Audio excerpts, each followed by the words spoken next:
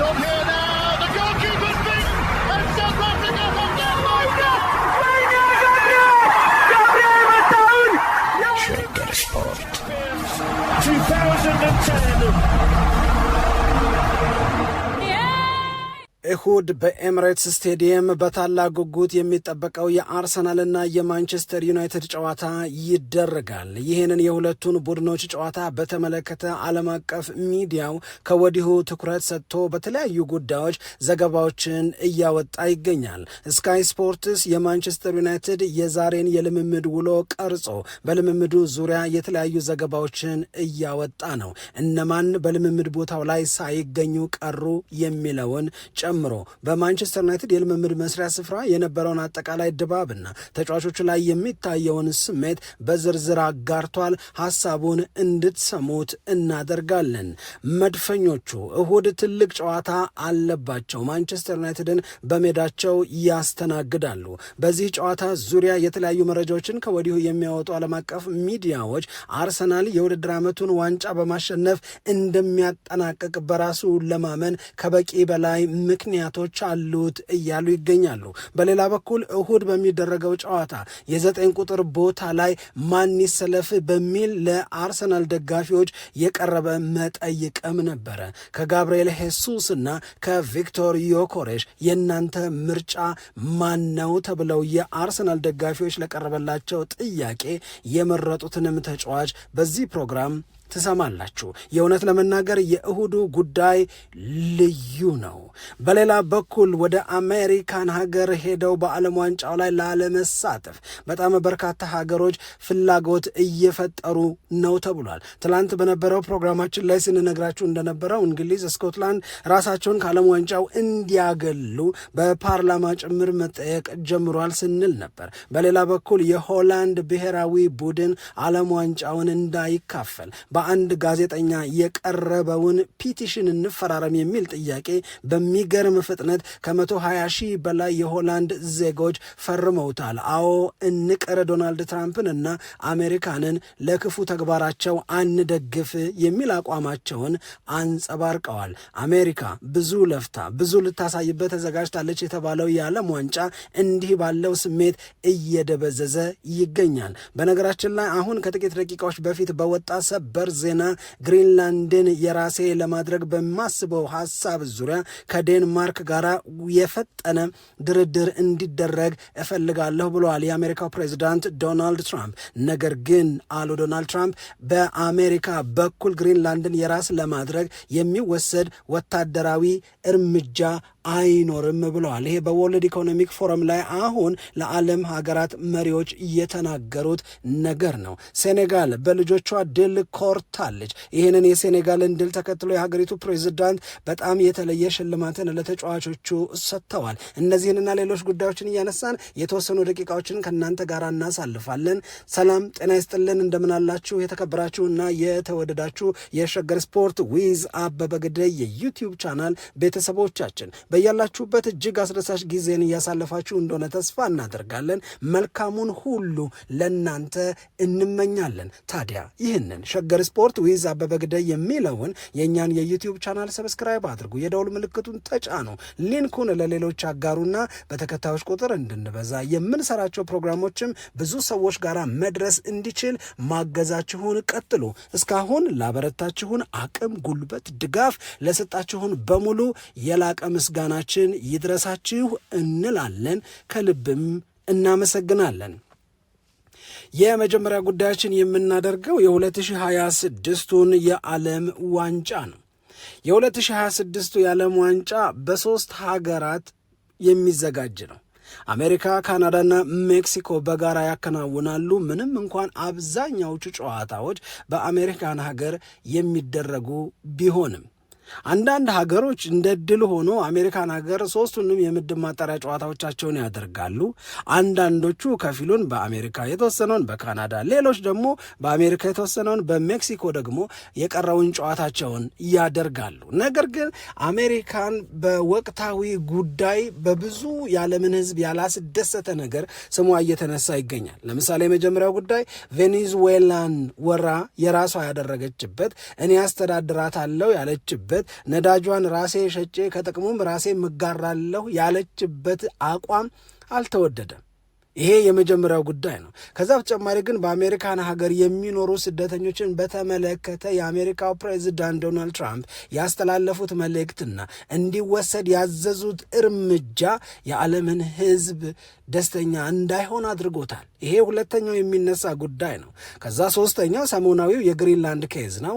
ግሪንላንድን የራሴ ማድረግ አለብኝ ከራሻና ከቻይና ቀድሜ፣ ይሄንን ማድረግ ለእኔ ለህልውናዬ ወሳኝ ነው፣ ብትፈልጉ በጸባይና በንግግር ካልሆነ ግን በጉልበትም አደርገዋለሁ የሚል አቋም ዶናልድ ትራምፕ በተደጋጋሚ ተናገሩ። ለወትሮ አሜሪካ ያለችውን እንዳለ የሚቀበሉና የሚደገፉት እነ እንግሊዝ እና ሌሎች ትልልቅ የአውሮፓ ሀገራት የዶናልድ ትራምፕንና የአሜሪካንን ይህንን አቋም ለመቀበል ተቸገሩ። እንዲህ ያለውን ማንገራገር ባሳዩ ጊዜ ዶናልድ ትራምፕ እኔ የምለውን የማትደግፉ፣ እኔ የምለውን የማትቀበሉ ከሆነ በተጨማሪ ታሪፍ እመታችኋለሁ፣ እቀጣችኋለሁ አሉ። ይሄ ያላስበረገጋቸው የአውሮፓዎቹ ትልልቅ ሀገራት ወታደሮቻቸውን ወደ ግሪንላንድ መላክ፣ ግሪንላንድን ከአሜሪካ ወረራ መጠበቅ በሁለት ተባብረው በሚሰሩ ወይም ከዛ በላይ ተባብረው በሚሰሩ ሀገራት መካከል አንዱ ወራሪ ሌላው ተወራሪ መሆኑ አሳዝኖናል እያሉ መልእክቶቻቸውን ማስተላለፍ ያዙ። ይሄንን እንቅስቃሴ በፖለቲካዊ ዲፕሎማሲ የሚያደርጉ ጥረት እንደተጠበቀ ሆኖ አሜሪካ የዓለም ዋንጫ ልታዘጋጅ ነውና ለምን አንቀርም ብሎ ማጉረምረም፣ ስሜትን በአደባባይ መግለጽ፣ በጉዳዩ ዙሪያ በፓርላማ መወያየትም ሰሞናዊው አጀንዳ ሆኗል። ለምሳሌ የዩናይትድ ኪንግደም ፓርላማ በዚህ ጉዳይ ላይ ሲነጋገር ነበር። ስኮትላንድም ትቅር እንግሊዝም ትቅር ዓለም ዋንጫው ላይ አንሄድም አሜሪካ ይህንን አቋሟን እስካላስተካከለች ድረስ ስለማለታቸው ትላንትና ስናነሳ ነበር። ዛሬ ደግሞ ሆላንድም ተመሳሳይ አቋም መያዝ አለባት ያለ የአሜሪካንን አቋም የሚቃወም የአሜሪካንን አቋም ልክ አይደለም የሚል በምን ጉዳይ ስደተኞች ላይ እየተደረገ ያለውን ነገር በምን ጉዳይ ግሪንላንድን በጉልበት የራስ ለማድረግ የሚደረገውን ጥረት በምን ጉዳይ ያልን እንደሆነ የቬኔዙዌላ ላይ የተወሰደውን እርምጃ ልክ አይደለም፣ በዚህ ዘመን እንዲህ ያለው ጉልበተኝነት መፈቀድ እና መበረታታት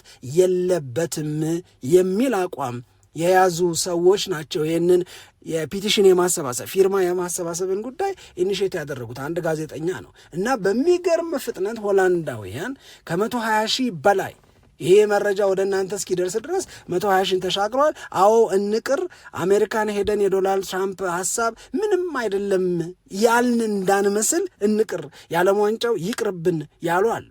ስደተኞች እንደዚህ እየተደረጉ እነ ግሪንላንድ ላይ እንዲህ ያለ እርምጃ ለመውሰድ እየተጣደፈች እንደዚሁም ደግሞ ብለው የቬኔዙዌላን እያነሱ ከዚህ አይነት ድርጊት ማትቆጠብ ከሆነ የእሷን ዝግጅት የምናደምቅበት ምንም አይነት ምክንያት የለም፣ እግር ኳስ ፕራይመሪ ጉዳያችን ሊሆን አይችልም የሚል አይነት ሐሳብን ያንጸባረቁ ናቸው። ስለዚህ ይሄ ነገር የአሜሪካውን የዓለም ዋንጫ የእውነት ለመናገር እንዳያደበዝዘው የዓለም ዋንጫው ላይ በጣም ትልቅ የስጋት ስሜትን የፈጠረ ጉዳይ ሆኗል። ስለዚህ አሜሪካ ከአቋሟ ትለሳለሳለች ወይ?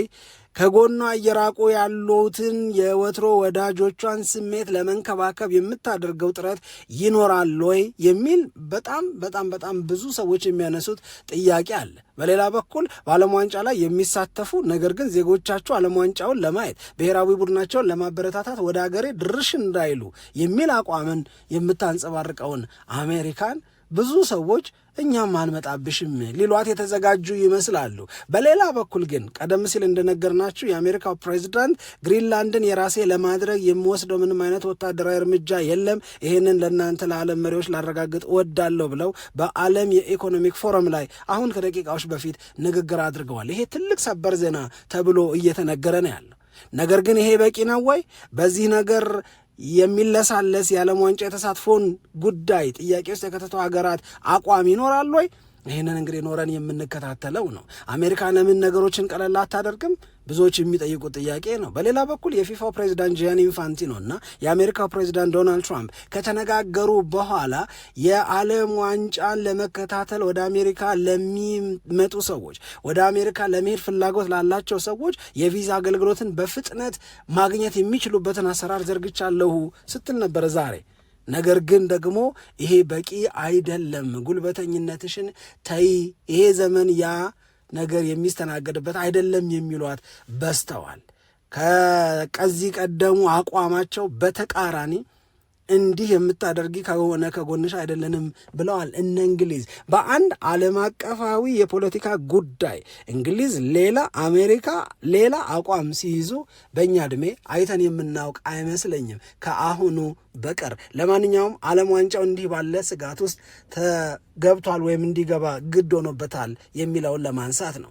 ሁለተኛው መረጃ የሚሆነው ማቴታን በተመለከተ ነው። የክሪስታል ፓላሱ የፊት መስመር ተጫዋች ማቴታ በዚህ ወቅት ለክሪስታል ፓላስ የልቀቁኝ ጥያቄ አቅርቧል። ከእናንተ ጋር አብሬ የውድድር ዓመቱን መጨረስ አልፈልግም፣ ክሪስታል ፓላስን በዚህ ወር ለቅቄ መሄድ እፈልጋለሁና ይሄ ፍላጎቴ ይሳካ፣ ይፈጸም፣ ይሟላ ዘንድ ፍቀዱልኝ የሚል ጥያቄን አቅርቧል። ይህንን ጥያቄ ክሪስታል ፓላስ ይቀበለዋል ወይ?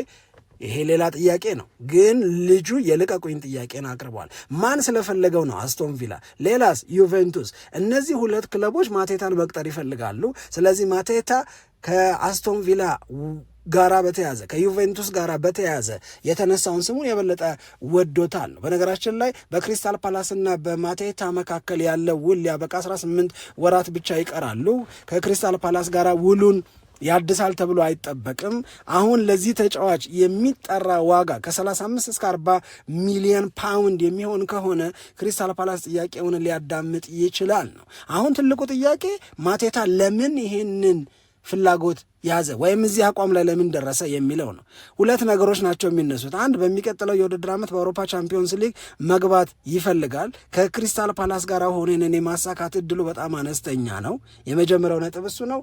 ሁለተኛው ጉዳይ ደግሞ ዓለም ዋንጫው ላይ ለመሳተፍ በአስቶን ቪላ ወይም በዩቬንቱስ የበለጠ የመታየትን ፍላጎት አሳድሯል። እንደገና ደግሞ በክሪስታል ፓላስ ቤት ውስጥ ያው ማርክ ጉሄ ማንቸስተር ሲቲን ተቀላቀለ በ20 ሚሊዮን ፓውንድ።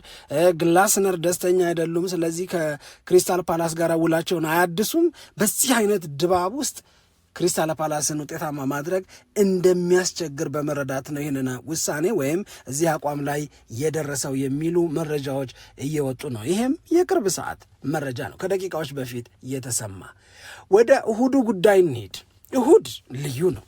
ኤምሬትስ ስቴዲየም ላይ የሚደረገው የአርሰናልና የማንቸስተር ዩናይትድ ጨዋታ እዚህ ዓለም በጣም በጣም በጣም ትኩረት ከሰጧቸው ስፖርታዊ ጉዳዮች መካከል አንዱ የእሁዱ ጨዋታ ነው።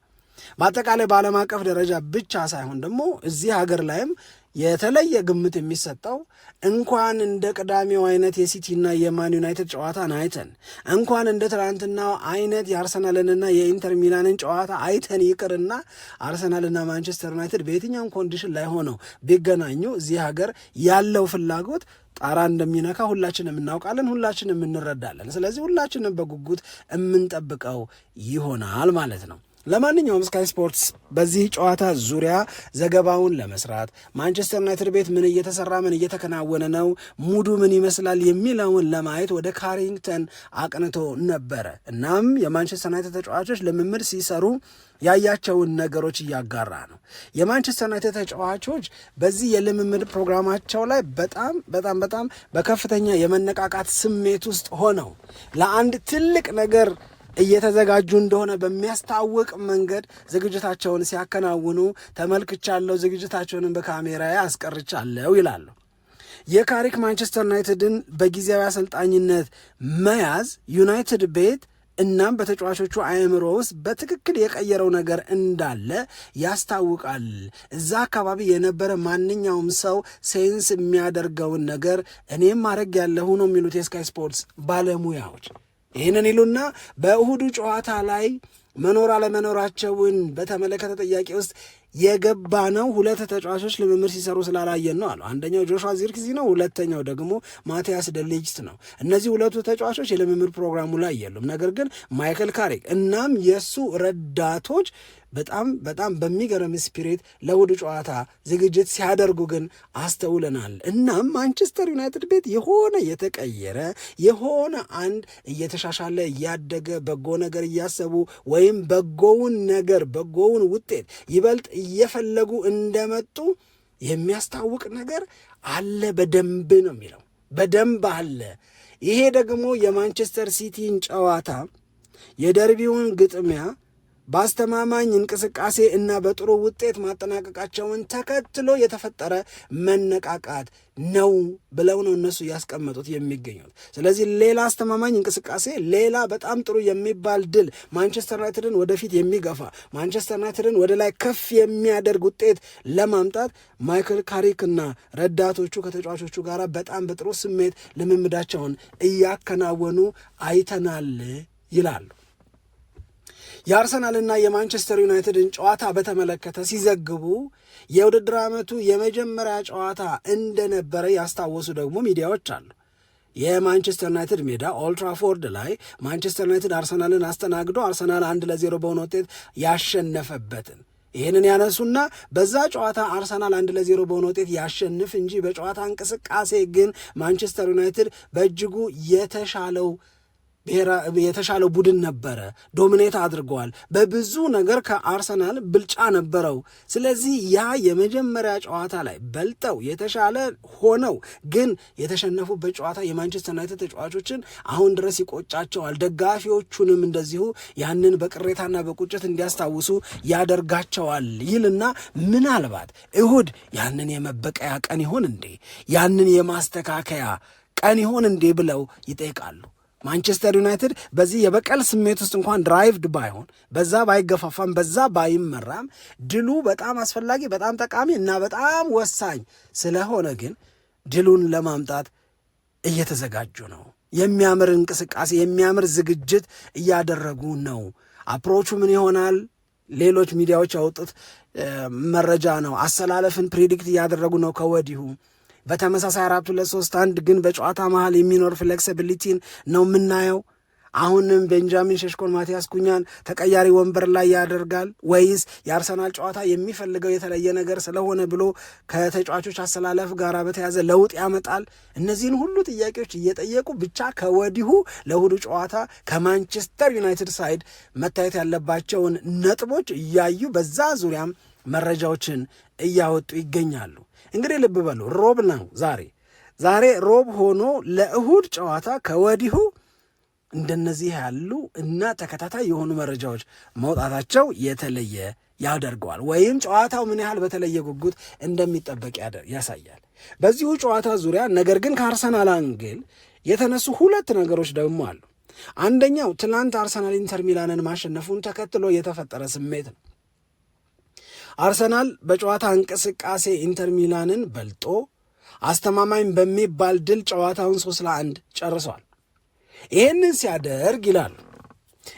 ሲያደርግ አርሰናል 7 ያሰላለፍ ለውጥ አድርጓል። የተጫዋቾች የመጀመሪያ ተሰላፊዎቹ የነበሩትን በኖቲንግሃም ፎረስት ጨዋታ በትላንቱ ጨዋታ ያልተጠቀማቸው 7 ጨዋታዎች አሉ ይሉና ልብ በሉ ይላሉ። የ7 ተጫዋቾችን የምርጫ ለውጥ አድርጎ በዚህ መጠን ኢንተር ሚላንን ዶሚኔት ማድረግ፣ በዚህ መጠን ኢንተር ሚላንን መብለጥ እናም 3-1 በሆነ ውጤት ማሸነፍ ስለ አርሰናል የሚነግረን ነገር ምንድን ነው ብለው ይጠይቃሉ።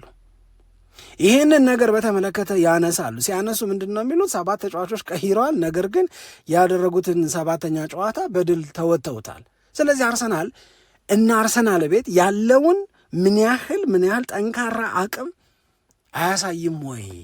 በዚህ ጠንካራ አቅም በመተማመን ተወደደም ተጠላም በዘንድሮ የውድድር ዓመት አርሰናል በፕሪሚየር ሊጉ ዋንጫ ማንሳቱ አይቀርም ብለን እንድንተማመን አያደርግም ወይ ብለው ይጠይቃሉ። ይህንን ስካይ ስፖርትስ ላይ በዝርዝር ልታዩ ትችላላችሁ። ምናልባት ከእሁዱ ጨዋታ በፊት በዚህ ፐርስፔክቲቭ እኛም የተለያዩ ነገሮችን እናነሳለን።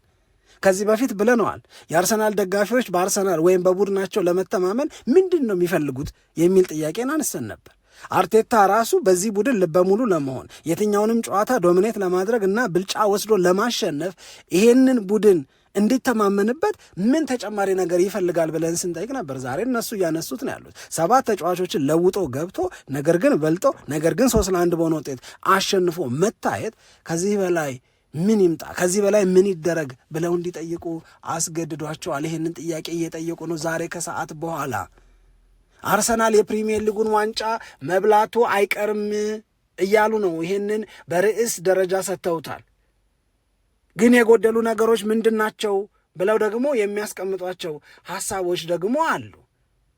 ስለዚህ ለምሳሌ ይህንን ርዕሱን ብናየው ወይም ርዕሱን ብንመለከተው አርሰናል የፕሪሚየር ሊጉን ዋንጫ ያሸንፋል ራሳቸው ላይ ለማመን ካልተቸገሩ በቀር፣ ራሳቸው ላይ ለመተማመን አቅም አጥተው በራስ የመተማመን ስሜታቸው በመጉደሉ ምክንያት ከእነሱ ጋር ዋንጫ ለማንሳት የሚፎካከሩ ክለቦች ጉልበት አግኝተው የልብ ልብ አግኝተው አርሰናልን አሳደው ካልያዙት በስተቀር አርሰናል ለምን ዋንጫ አይበላም ብለው እየሞገቱ ነው ያሉት፣ ብለው እየጠየቁ ነው ያሉት። ይህንን ሲያነሱ አስቶን ቪላ የተወሰኑ ጨዋታዎች በፊት መደዳውን 11 ጨዋታ ያሸነፈ ቡድን ነው ወይ? አሁን በዛው አቋም ላይ አሁን በዛ ብርታት ላይ ይገኛል ወይ? የኤቨርተንን ጨዋታ እንድናስታውስ ያደርጋል። ማንቸስተር ሲቲ ከብራይተን፣ ማንቸስተር ሲቲ ከማንቸስተር ዩናይትድ፣ ማንቸስተር ሲቲ ትላንት ከቦዶ ግሊምት ጋር ያደረገውን ጨዋታ እና የገጠመውን ውጤት እና ሜዳ ላይ ያየነውን እንቅስቃሴ ከግምት ውስጥ አስገብተው የአርሰናልን ጥንካሬ በአንድ በኩል የእነዚህ የአርሰናል ተፎካካሪዎችን መዳከም ወይም እያቃታቸው መምጣት በሌላ በኩል ያስቀምጡና ታዲያ አርሰናል ለምን ዋንጫ የማይበላው? ምንድን ነው የሚያቆመው አርሰናልን? እውነት የሚያስፈራ ማንቸስተር ሲቲ አለ ወይ? እውነት የሚያስፈራ አስቶን ቪላ አለ ወይ? በአርሰናል አቅምና በእነዚህ አርሰናልን በነጥብ ከሌሎቹ ክለቦች ይልቅ ጠጋ ብለው ከተቀመጡት ክለቦች ጋር ያለውን አቅም ብናነጻጽረው የአርሰናል ባይፋር የተሻለ አይደለም ወይ? ስለዚህ አርሰናል የፕሪሚየር ሊጉን ዋንጫ ማሸነፍ አያቅተውም። ነገር ግን በራሱ የበለጠ መተማመን መቻል አለበት። ለመተማመን እንዲህ ባለው ቡድን ላይ ከበቂ በላይ መነሻ አለ እያሉ ይወተውታሉ፣ አይገልጸውም። እናም አርሰናሎች ትላንት ያንን ያህል የተጫዋቾች ለውጥ ያደረጉት እሁድን ታሳቢ በማድረግ እንደሆነ ሁሉም በዚህ ጉዳይ ላይ የዘገቡ ሚዲያዎች ይስማማሉ፣ በዛ አንጻር ያዩታል። ስለዚህ አርሰናል ማንቸስተር ዩናይትድም አሁን በምንጠቅሰው መጠን ከተዘጋጁ የእኛም የጉጉት መጠን አሁን በሚባለው መጠን ከሆነ እሁድማ የምር በጣም ልዩ ነው። በጣም ልዩ ነው የሚሆነው።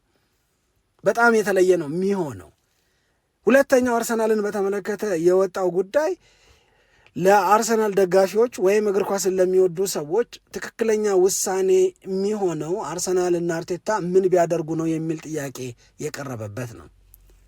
እንግዲህ የቪክቶር ዮኬሬሽን የውድድር ዓመቱ ላይ የተጠበቀውን ያህል የተጓጓውን ያህል አለመሆን፣ ነገር ግን ትናንትና በጣም ቆንጆ ጎል ማግባቱን፣ የጋብርኤል ሄሱስን ከጉዳት መዳን እናም ትላንት ያሳየው ፐርፎርማንስም ውጤታማነትም ጥሩ መሆን ከግምት ውስጥ ገብቶ የቀረበ ጥያቄ ይመስለኛል። እንደ መጠይቅ ነው። በዚህ መጠይቅ ላይ የተሳተፉ ወይም ድምፃቸውን የሰጡ ይሄ ቢሆን ይሻላል ያሉ ሰዎች የሰጡትን ድምፅ እንንገራችሁና እናንተ ምን እንደምትሉ እንድናውቅ ግን አግዙን። ምክንያቱም የእናንተንም ስሜት እኛ ማወቅ እንፈልጋለን። ጥያቄው የቀረበው አርቴታ በእሁዱ የማንቸስተር ዩናይትድ እና የአርሰናል ጨዋታ ምን ቢያደርግ ልክ ነው ትላላችሁ ነው። ምን ቢያደርግ ትክክል ትላላችሁ ማለት ከእሁዱ ጨዋታ ጋር በተያዘ የመጀመሪያ ተሰላፊነትን እድል ለማን ይስጥ? ለጋብርኤል ሄሱስ ይስጥ? ያንን ካደረገ ነው የበለጠ ልክ የሚሆነው ወይስ ደግሞ የለም በቪክቶር ዮኬሬሽ ተማምኖ እሱን የመጀመሪያ ተሰላፊ አድርጎ ወደ ሜዳ መግባት አለበት ነው። ይህንን ድምፅ ስንመለከተው ይህንን መረጃ ወደ እናንተ እስክናደርስ ድረስ 59% የሚሆኑ ድምፅ የሰጡ ሰዎች እሁድማ በጋብርኤል ሄሱስ ነው መጀመር ያለበት ብለዋል። 30% የሚሆኑ ቪክቶር ዮኬሬሽ እንዲጀምር ደግፈዋል። ካይ ሃቨርትስን ያሉ 7% ናቸው። እነዚህ ሁሉ ተጫዋቾች አሁን ለአገልግሎት ዝግጁ ናቸው። ስለዚህ በትላንትናው ጨዋታ በትላንትናው እንቅስቃሴና ውጤታማነት ጋብርኤል ሄሱስ ምን ያህል የደጋፊዎችን ቀልብ እንደሳበ እናም አርቴታ የበለጠ ልክ የሚሆነው እሱን የመጀመሪያ ተሰላፊ ያደረገ እንደሆነ ነው ብለው እንዳመኑ አይተናል ለማለት ነው። It's on here now. The goalkeeper's beaten and South Africa have got